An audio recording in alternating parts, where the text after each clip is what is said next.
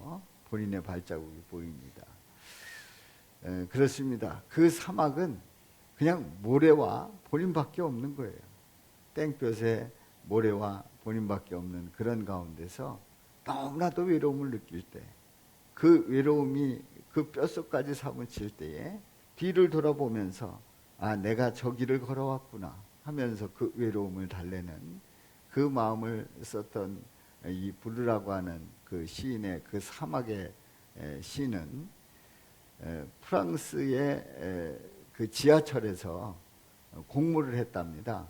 공모를 했는데 8,000편의 그 시가 공모가 됐어요. 그 중에 그 1등을 한 그러한 시가 바로 이 사막이라고 하는 외로움에 대한 시입니다. 이 외로움은 우리가 느끼는 아주 독특한 감정입니다. 왜냐하면 많은 사람이 있음에도 불구하고 고독을 느끼게 되고, 바쁘게 살아가면서도 고독을 느끼게 되고, 그리고 내가 많은 것을 가지고 풍족한 가운데서도 고독을 느낍니다. 외로움을 느껴요. 참 독특한 감정이지요. 가득한 전철에 많은 사람들이 탔습니다. 꽉 차 있습니다. 그런데 그 전철을 타고 가면서 아주 주책 없이 저쪽에서 떠드는 사람들이 있어요. 그런데 혼자일 때 오히려 저 떠드는 사람이 부럽게 느껴질 때가 있습니다. 그 많은 사람들 중에 나 혼자인데 저쪽에서 함께 어울리는 사람들이 부러울 때가 있다는 얘기지요. 연수에 가서 이제 숙소를 정하는데 전에 한 번은 숙소를 정하지 못해서 늦은 시간까지 숙소를 찾아다니는데, 이러다가 숙소를 정하지 못하면 어떡하나 하면서 여기저기를 보는데 아파트 창문에서 나오는 불빛, 또 주택가에서 나오는 그 불빛을 보면서 저 안에 가족들이 함께 있을 터인데 저 가족들은 얼마나 행복할까, 그런 생각을 하면서 아주 진한 외로움을 느꼈었습니다. 그리고 우리 집에 함께 있는 것이 얼마나 행복한가 하는 것을 생각해 봤죠. 또 어느 때는 어떤 일을 결정할 때에 그 결정을 내가 해야 되는 그런 입장에서 이렇게 할까 저렇게 할까, 이 결정 속에서 외로움을 느낄 때가 있습니다. 왜냐하면 그야말로 나 혼자만의 그 외로움 속에서 혼자만의 결정을 하게 되고, 그 결정은 그 일의 승패를 좌우할 수 있기 때문에 그렇지요. 그래서 많은 사람들 지지를 받는 그런 사람들이 오히려 그 인기 속에서 늘 흥분되고 좋아할 것 같지만은 외로움을 더 느낀다는 얘기죠. 그런 면에서 볼 때에 대한민국에서 가장 외로움을 진하게 느낄 수 있는 사람은 누구일까요? 대통령일 수가 있습니다. 그 많은 사람이 지지해서 대통령에 당선이 됐다고 할지라도 그 모든 일들 속에서 책임을 져야 되고, 그 비난을 때로는 받아야 되고, 또 중요한 결정을 내려야 하는 바로 그 위치에 있을 때 외로움을 느끼게 되는 겁니다. 여러분들은 외로움이 밀려올 때에 때로는 외로울 때가 있잖아요. 나 혼자야, 아무도 없어, 내게는 아무도 없어, 나는 혼자야 하는 그런 생각이 들 때에 여러분들은 어떻게 그 외로움을 이겨나가십니까? 그리고 우리 예수님은 그 외로움에 있는 하나님의 자녀들에게 어떻게 하라고 말씀하실까요? 자, 오늘 이 본문은 야곱이 장자의 축복을 받고 그리고 그 집에 있질 못하고 이제 형을 피해서 외삼촌 댁으로 달아나게 됩니다. 피신을 하게 됩니다. 뭐 이 모든 과정을 여러분들은 잘 아시지요. 이 야곱은 장자의 축복을 받고 싶어서 아버지를 속이고 결국은 그 축복을 받습니다. 그러나 형은 형 에서는 그냥 둘 수가 없습니다. 너무나도 억울합니다. 그리고 이 장자의 축복을 가로챈 이 아우가 너무나도 얄밉습니다. 그래서 살기 등등합니다. 그것을 한 어머니가 이제 야곱을 피신시키게 되지요. 이런 과정에서 야곱은 혼자 떠납니다. 아버지가 함께 간 것이 아닙니다. 어머니가 함께 가지 않았습니다. 물론 형 에서도 함께 동행하지 않았습니다. 혼자 떠났습니다. 개나리 보침을 지고 혼자 떠났습니다. 그런데 말이지요. 그런데 말이에요. 야곱은 혼자가 아니었다는 사실입니다. 오늘 말씀에서 야곱은 분명히 출발은 혼자 했는데 혼자가 아니었다는 겁니다. 왜 그랬을까요? 오늘 말씀을 이제 세 가지 질문을 던지면서 함께 은혜를 나눕니다. 첫 번째 질문은 부모가 있는 집을 떠나서 하란으로 갈 때에 함께하는 사람이 야곱에게 있었습니까?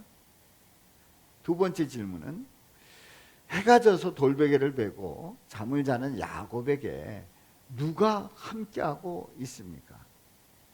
그리고 세 번째 질문이에요. 야곱이 잠에서 깨어 일어난 후에 한 일, 그 일은 어떤 일일까요? 그가 한 일은 어떤 일일까요? 이제 세 가지 질문을 던지면서 함께 은혜를 나누고자 합니다. 하나님께서 하나님의 형상대로 인간을 창조하셨을 때 인간들은 그야말로 든든했습니다. 하나님의 형상대로 지음받은 인간은 독초하는 것이 좋지 못하다 하여 남자를 만드시고 그리고 여자까지 만들어 주셨단 말이지요. 그래서 함께 지내면서 외롭지 않았습니다. 하나님과 늘 교제했고 하나님과 대화를 했고 또 하나님께 궁금한 거 있으면 여쭤보았고 말씀하셨고 우리 하나님과 함께하는 그 삶은 결코 외롭지 않았습니다. 그런데 인간들은 교만해서 죄를 짓고 타락한 후에 타락한 인간이 겪는 그 마음의 그 한구석에 엄청난 그야말로 쓸모없는 감정이 들어오기 시작했습니다. 바로 그것은 외로움입니다. 외로운 거예요. 타락한 인간의 속성은 외롭습니다. 함께하고 있지만은 함께하고 있다는 그 느낌이 들지 않고 혼자라는 생각을 하게 되고 그리고 그 외로운 그 감정은 나를 더욱 어렵게 만들고 그리고 걱정에 걱정을 낳게 하는 그런 결과를 가져왔지요. 타락한 인간의 속성은 외로움을 느낀다는 사실입니다. 그러면 첫 번째 질문 던져보면서 오늘 말씀을 더 깊이 들어갑니다. 부모가 있는 집을 떠나서 바알세바에서 하란으로 갈 때에 함께하는 사람이 야곱에게 있었습니까? 있었어요? 없었습니다. 그저 개나리 보침 하나 지고 떠나는데 누구도 함께 가지 않았습니다. 홀로 떠났습니다. 자, 한번 말씀을 보겠어요. 시작. 야곱이 브엘세바에서 떠나 하란으로 향하여 가더니 한 곳에 이르러는 해가 진지라. 거기서 유숙하려고 그곳에 한 돌을 가져다가 베개로 삼고 거기 누워 자더니. 아멘. 자, 이제 혼자 개나리 보침을 지고 또 엄마가 싸준 그 물하고 또 약간의 그 음식하고 이렇게 해서 먹으면서 이제 가다 보니까 해가 졌습니다. 이제 더 이상 갈 수가 없어서 그곳에 한 돌을 주워다가 베개를 삼고 거기 누워 잡니다. 자, 이 모습 어떻습니까? 얼마나 외로워 보여요. 얼마나 외로워 보입니까? 이 야곱은 외롭기가 짝이 없습니다. 혼자예요. 혼자예요. 어찌 보면 우리 인생은 우리가 함께 살아가고 있습니다만은 어느 때는 혼자일 때가 있어요. 가족이 분명히 있는데, 친구가 있는데, 직장이 있는데, 그리고 함께 어울릴 사람이 있는데, 그런데 나 혼자다라고 하는 그 느낌을 가질 때가 있다는 얘기지요. 그렇습니다. 그러나 이 외로움은 또 하나의 기회를 만들어 줍니다. 두 번째 질문입니다. 해가 져서 돌베개를 베고 잠을 자는 야곱에게 누가 함께하는지를 봅니다. 자, 깊은 잠에 들었다가 꿈을 꿉니다. 야곱이 꿈을 꾸는데 사닥다리가 쫙 땅에서부터 하늘까지 이어졌습니다. 천사가 오르락내리락 합니다. 그런 꿈을 꾸게 돼요. 그러면서 하나님께서 말씀을 들려주시지요. 13절과 14절 시작. 나는 내 여호와니 너의 조부 아브라함의 하나님이요 이삭의 하나님이라. 네가 누워있는 땅을 내가 너와 네 자손에게 주리니 네 자손이 땅에 티끌같이 되어 네가 서쪽과 동쪽과 북쪽과 남쪽으로 퍼져 나갈지며 땅의 모든 족속이 너와 네 자손으로 말미암아 복을 받으리라. 아멘. 두 가지 약속을 합니다. 바로 이 땅을 너와 네 자손에게 주겠다는 거예요. 그리고 네 자손이 땅에 티끌같이 되겠다는 겁니다. 그리고 그 자손들이 퍼져나가서 모든 족속이 너와 네 자손으로 말미암아 복을 받을 것임을 약속합니다. 땅과 자손에 대한 약속을 우리 하나님께서 하시지요. 그렇습니다. 우리 전능하시는 우리 하나님께서는 이 약속 얼마든지 이루실 수 있는 우리 하나님이십니다. 꿈속에서 이 야곱에게 약속하는 이 약속은 우리 하나님은 이루실 수 있는 거예요. 그 땅을 다시 야곱에게 줄 수 있고, 그리고 그 자손을 티끌같이 많게 하면서, 그래서 너와 내 자손으로 말미암아 모든 족속이 복을 받게 하신다. 이것은 하나님께서 공수표로 하시는 말씀이 아닙니다. 이루실 수 있는 그 말씀을 하신 것입니다.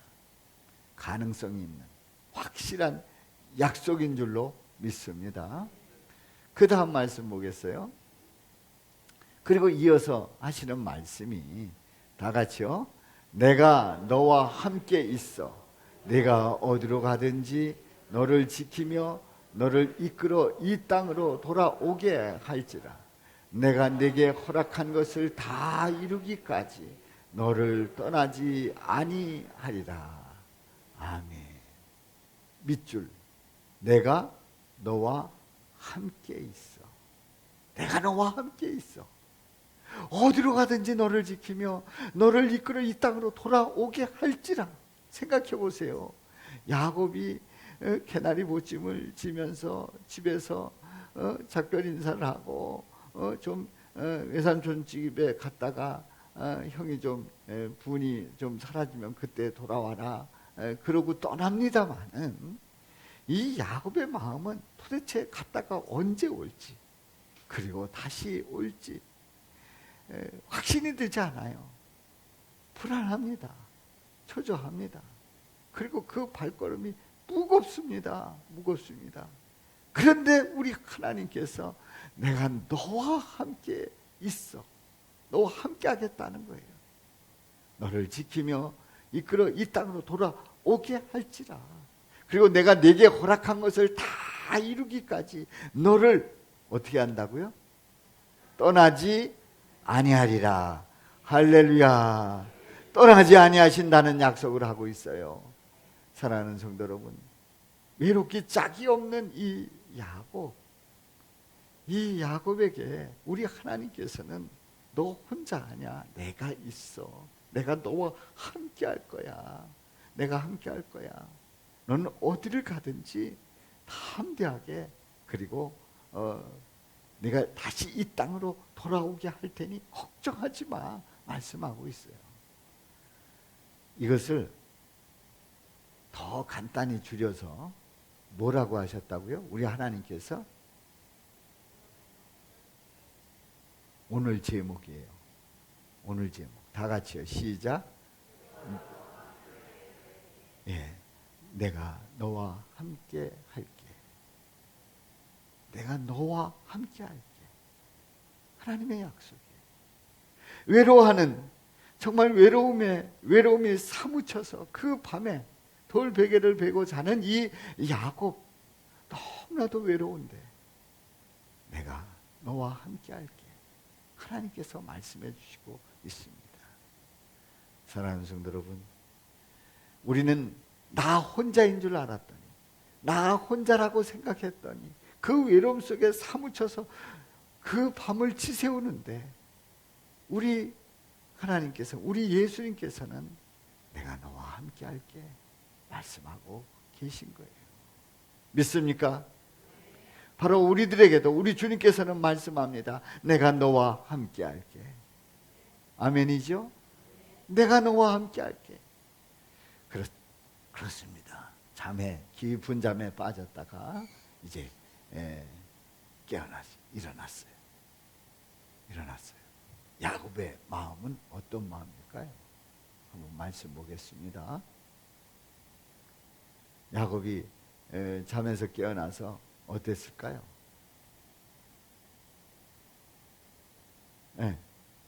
말씀 보여주세요. 야곱이 하는 말이 뭐라고요?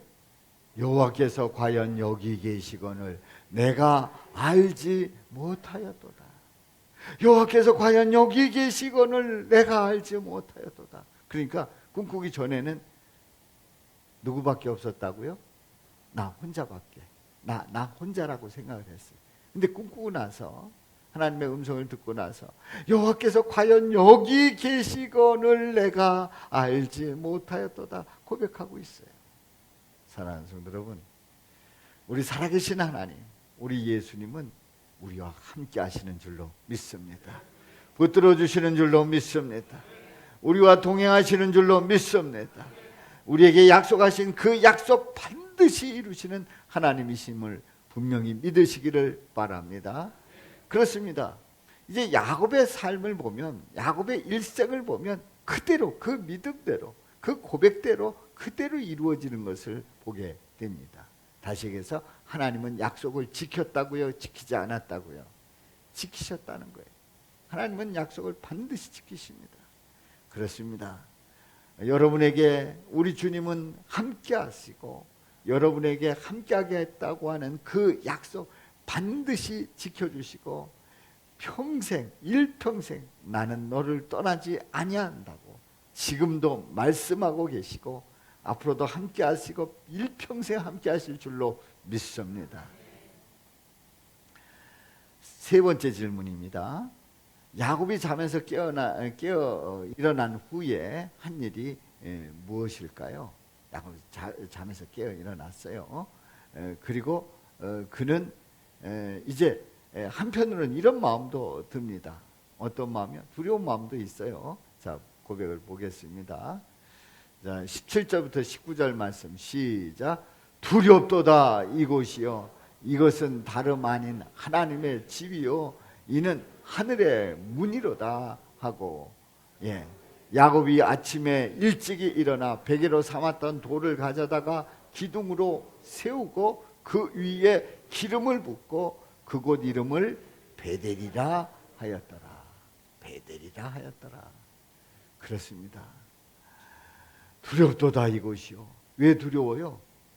여기가 그냥 한 데인 줄 알았어요. 그냥 돌베개 베고 자고 그냥 지나가는 그곳인 줄 알았어요. 그런데 하나님의 집이 되는 거예요. 하늘의 문이라는 사실을 알고 바로 하나님을 바라보면서 하나님에 대한 두려운 마음도 있었던 거지요. 베개로 삼았던 돌을 가져다가 기둥으로 세웠습니다. 그리고 그 위에 기름을 부었어요. 그리고 그곳 이름을 뭐라고요? 베델이라, 하나님의 집이다. 베델이라, 하나님의 집이다. 그렇게 명칭을 합니다. 명칭을 짓습니다. 자, 베델이라고 하는 하나님의 집이라고 했는데요. 하나님의 집은 바로 예배하는 곳입니다. 베델이라고 하면 바로 예배하겠다는 고백이고 선포입니다. 예배하겠다는 거예요. 그러면 그 예배는 어떻게 드려질까요? 그 예배는 어떻게 하나님 앞에 드려질까요? 인간은 하나님 앞에 온전히 스스로 나갈 수 없습니다. 바로 죄의 문제를 안고 있기 때문에 그렇지요. 우리 예수님께서 우리 죄를 위해서 고난 받으시고 십자가에서 피 흘려 죽으심으로 말미암아 그 죄를 사해 주셨어요. 바로 기름을 붓고 기둥을 세우고 기름을 붓는다고 하는 것, 그리고 베델 하나님의 집이라고 명칭하는 바로 이것은 예배하겠다고 하는 그 고백인데요. 그 예배는 예수님의 십자가의 사역으로 말미암아 완성되는 거예요. 다시 얘기해서 주님 앞에 예배 드릴 때 우리는 하나님 앞에 나가는 것이고 그 하나님의 은혜를 입는 것입니다. 사닥다리가 땅에서부터 하늘에까지 올려졌다고 하는 것은 바로 예수님을 통해서 인간이 하나님 앞에 나가고 그 하나님의 은혜를 입는다는 것을 미리 보여주고 있다고 하는 사실을 오늘 이 말씀을 통해서 확인합니다. 그러니까 야곱을 통해서 누가 예표되고 있다고요? 예수님이 예표되고 있는 겁니다. 그렇습니다. 우리가 예수님 앞에 예배드릴 수 있다고 하는 것이, 예수님의 이름으로 예배드릴 수 있다는 것이 얼마나 복된 일이고 그 일이 하나님의 약속이 이루어지는 순간이며, 그리고 하나님의 놀라우신 은혜와 사랑을 저와 여러분들에게도 임하게 되는 줄로 믿습니다. 오늘 이 말씀을 보면서 우리는 야곱의 외로움을 보았지요. 신약에 아주 외로운 사람이 있었어요. 너무너무 쓸쓸한 사람이 있었어요. 어떻게 보면 외로움보다도 더한 아주 비참한 사람이 있었어요. 그 사람은 둘째 아들입니다. 둘째 아들이 아버지에게 재산을 달라는 거예요. 물려줄 재산을 미리 달라는 거예요. 미리 달라는 거예요. 그래서 아버지는 아니 뭘 벌써부터 이렇게 재산을 달라고 하느냐. 나중에 너가 좀 직업이 안정되고 하면 그때 줄 테니까 좀 기다려라. 아니라는 거예요. 당장 달라는 거예요. 그래서 아버지는 야곱에게 재산을 다시요. 둘째 아들에게 재산을 나눠줍니다. 그런데 얼마 되지 않아서 이 둘째 아들은 그 재산을 가지고 먼 타국으로 갑니다. 타국으로 가요. 그리고 거기서 그 돈을 가지고 허랑방탕합니다. 돈이 있는 걸 아니 사람들이 꼬이죠. 아가씨가 꼬이죠. 돈이 있는 걸 아니 얼마나 인생이 재밌겠습니까? 그러다 보니까 다 탕진합니다. 허랑방탕하는 거지요. 그런데 그것이 기근이 들었어요. 그래서 흉년이 들어서 먹을 게 없어지고 하는 그런 가운데 인심이 박해집니다. 그리고 본인도 다 돈을 탕진하니 뭐가 있겠어요. 그러다가 그곳에 있는 어떤 사람이 가서 사정해서 제발 좀 좀 먹고 살게 해달라고 부탁을 하니까 들에 있는 돼지를 치게 했습니다. 그래도 일자리를 하나 준 거예요. 근데 돼지를 치게 했습니다. 근데 돼지에게 쥐염 열매를 주는데 쥐염 열매조차도 이 사람은 마음대로 먹을 수가 없습니다. 너무나도 처량합니다. 너무나도 그 신세가 한심한 거지요. 이 둘째 아들은 그때의 그 외로움 속에 뼈가 사무칩니다. 그러면서 생각하기를 아버지의 품꾼들은 넉넉히 먹고 있을 텐데, 잘 먹고 있을 텐데, 그런데 나는 여기서 주여 죽는구나. 나는 여기서 배고파 죽는구나 생각을 하니까 얼마나 한심하겠어요. 얼마나 그 외로움에, 그리고 쥐업 열매조차도 먹지 못하는 그런 형편 속에서 얼마나 그 마음이 쓸쓸하겠습니까? 그래서 이 아들은 결심을 하게 됩니다. 아버지에게로 돌아가자는 거지. 혼자라고 생각할 때에 하나님 아버지에게로 돌아가면 되는 거예요. 나는 혼자라고 생각할 때 주님 바라보고 주님 앞에 나오면 되는 줄로 믿습니다. 주님께서 맞아주시고 주님께서 혼자가 아님을 분명히 가르쳐 주실 줄로 믿습니다. 그래서 이 아들은 이렇게 말합니다. 아버지, 내가 하늘과 아버지께 죄를 지었사오니 지금부터는 아버지의 아들이라 일컬음을 감당하지 못하겠나이다. 품꾼의 하나로 써주소서.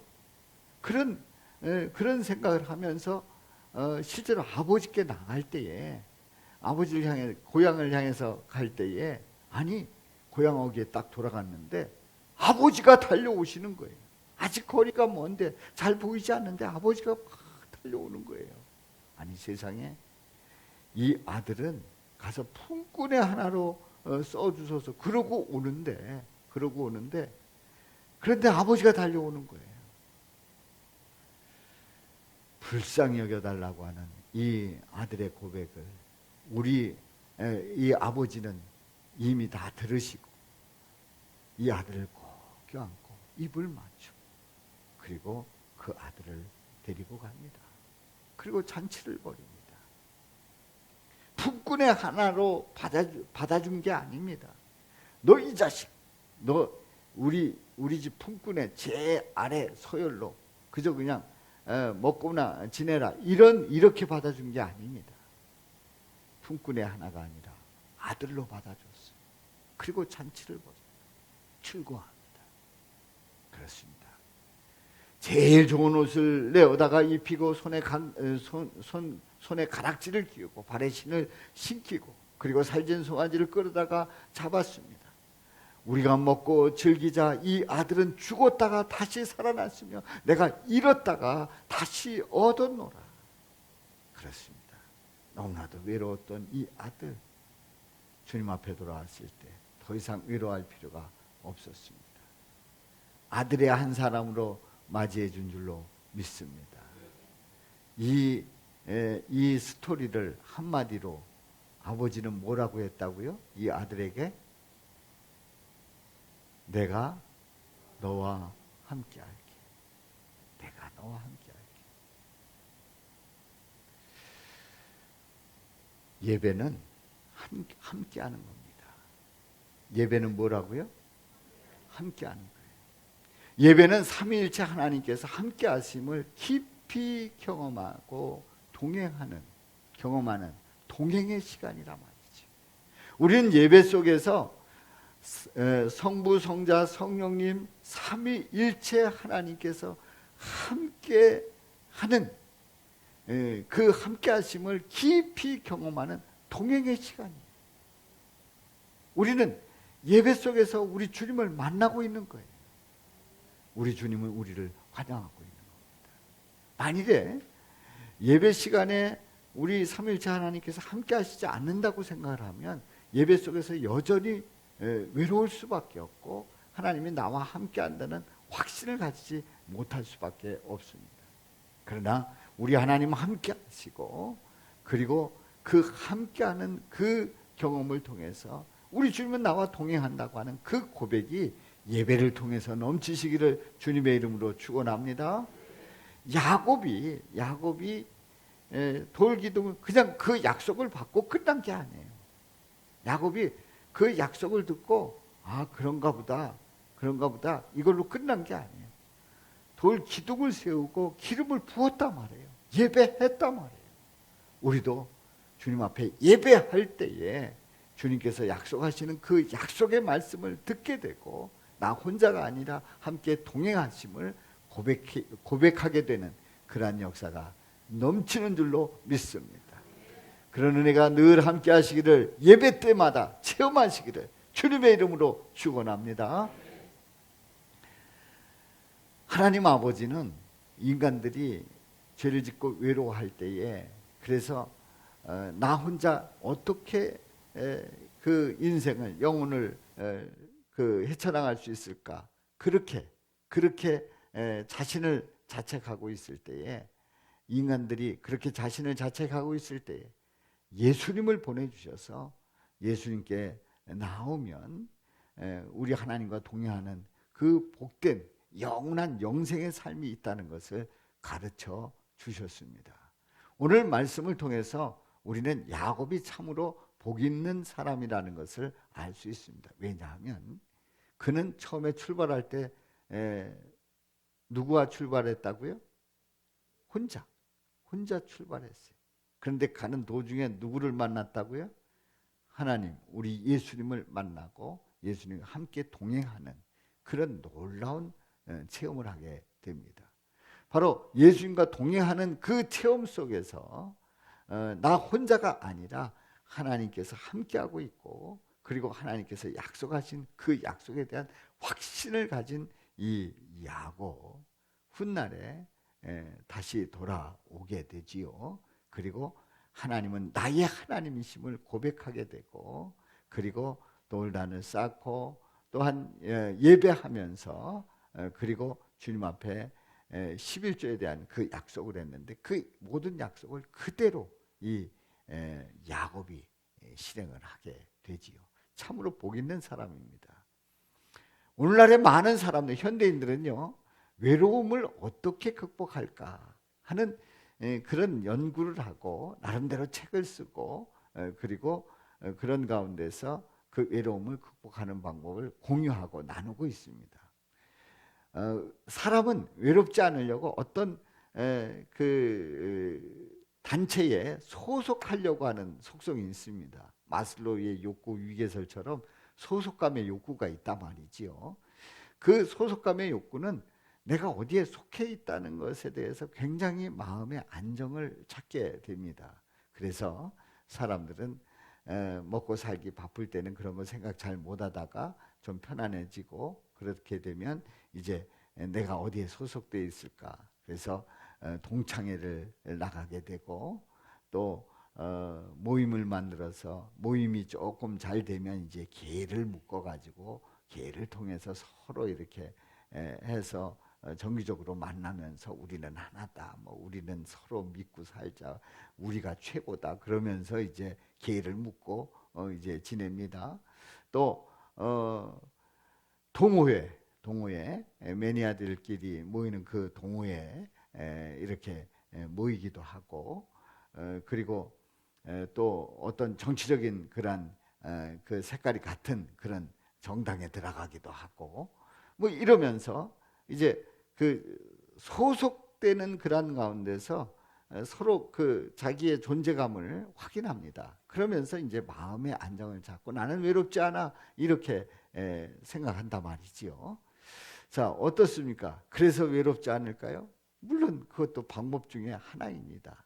그래서 나는 모임이 도대체 한 달이면 몇 번이냐? 첫 번째 주는 무슨 모임, 두 번째 주는 뭐 산악회, 세 번째 주는 뭐 무슨 라이딩 뭐 등등, 뭐 네 번째 주는 축구 동호회, 뭐 이런 식으로 뭐 매주 바쁜 거예요. 그러니까 어디 나올 시간이 없어요? 교회 나올 시간 진짜 없는 거죠. 알고 보면 진짜 바쁘게 지내면서 나는 어디에 소속돼 있다, 이런 생각을 가지게 된다는 거예요. 그런데 말입니다, 그렇게 소속돼 있어서 마음의 위로를 받기는 하지만 영혼의 외로움은 어떡할 겁니까? 나의 영혼이 이 세상을 떠난다고 하면 나는 도대체 어디로 가지? 그 허전함은 아무리 자기 암시를 하고 아무리 자기 주관을 가지고 선포한다고 할지라도 그 외로움, 영혼의 외로움은 어느 것도 책임질 수 없습니다. 어떤 다른 종교도 채워줄 수 없습니다. 오직 예수 그리스도만이 그 영혼을 책임져 주시는 줄로 믿습니다. 바로 그 영혼의 외로움을 달래줄 그 분은 우리의 죄를 위해서 죽으시고 십자가에서 고난 받으시고 피 흘려 죽으시고 우리를 영생으로 이끄시는 우리 예수님밖에 안 계시다는 사실을 꼭 기억하시기를 바랍니다. 그렇습니다. 그러므로 성도는 어떤 자들인가? 하나님의 자녀는 예배를 드리면서 삼위일체 하나님께서 함께 하심을 깊이 경험하는 자가 성도입니다. 아멘? 그렇습니다. 성도는 예배 드리는 가운데 삼위일체 하나님, 성삼위 삼위일체 하나님께서 함께 하심을 깊이 경험하면서 주님과 동행하는 자가 바로 성도라 말이죠. 만일에 하나님께서 함께 계심을 고백하지 못한다고 하면 그분은 성도가 아닐 수도 있어요. 성도는 예배 가운데서 하나님께서 함께 하심을 분명히 경험하고 또 체험하고 그리고 영광 돌리는 바로 그 자가 성도입니다. 자, 사업을 하다가 사기를 당해가지고 전 재산을 잃고 그리고 아내까지 자신을 버리고 떠난 사람의 이야기예요. 이 사람이 이 지경이 됐으니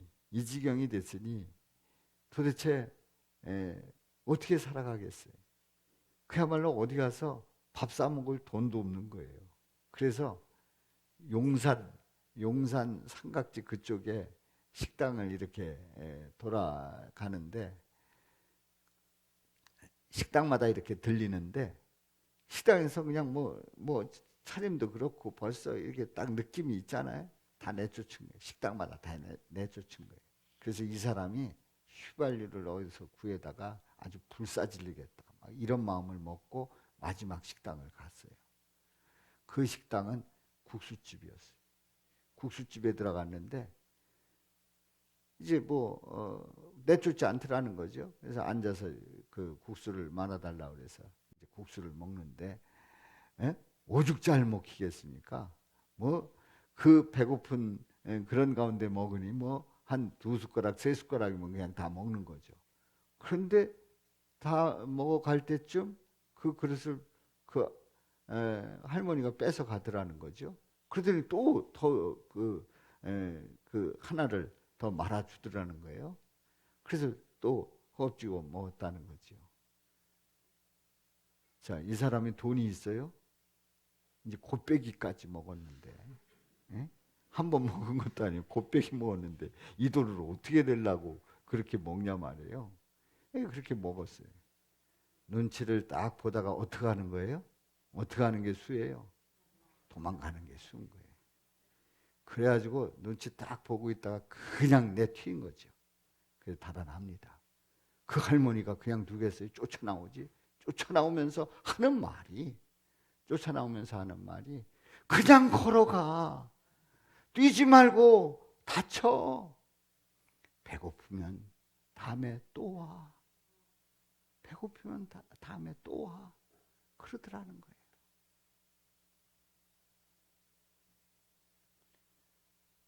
바로 이 국수집이 옛집이라고 하는 국수집인데 이 옛집에 이번에 당선된 윤석열 대통령이 이 옛집에 가서 국수를 먹었다고 그래요. 바로 그 집이에요. 다음에 또 와. 뛰지 말고 걸어가. 다쳐. 다음에 배고프면 다음에 또 와. 이 말을 한마디로 줄이면 뭐라고요? 좀 멋지게 좀 해봐요. 뭐라고요? 한마디로? 내가 너와 함께 할게. 내가 너와 함께 할게. 이 말이잖아요. 그런데 이 할머니는 사실 40대에 남편을 잃고 사남매를 낳았는데 40대에 남편을 잃고 그리고 이 국수집을 하다가 아들까지 잃었어요. 산전수전 다 겪은 사람. 그런데 이 할머니가 새벽에 이제 그 식당 준비를 하면서 하는 기도가 있대요.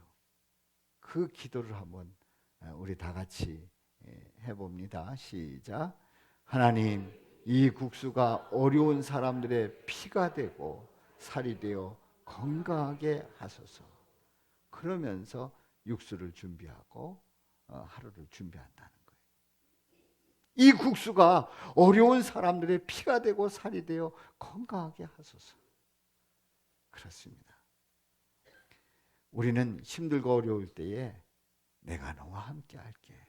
그렇게 사람을 통해서, 또 이웃을 통해서, 또 교회를 통해서, 성도를 통해서, 친구를 통해서 끊임없이 우리 하나님께서, 우리 예수님께서는 우리 귀 속에 들려주신다는 사실을 꼭 기억하시기를 바랍니다. 내가 너와 함께 할게. 그렇습니다. 인생을 살아가면서 너무 외롭다고 생각이 듭니까? 너무 힘들고 지쳤다고 생각이 듭니까? 놀라운 사실은 주님께서 끊임없이 내가 너와 함께 할게 말씀하고 있다는 사실이지요. 자, 우리 한번 외쳐봅니다. 우리 한번 나에게 한번 얘기를 해봐요. 자, 우리 다 같이요. 근영아. 자, 우리 다 같이. 여러분들 제 이름 부르지 마시고 여러분들 이름 부르시고 여러분들의 이름을 부르시면서 시작. 근영아, 너와 함께 할게.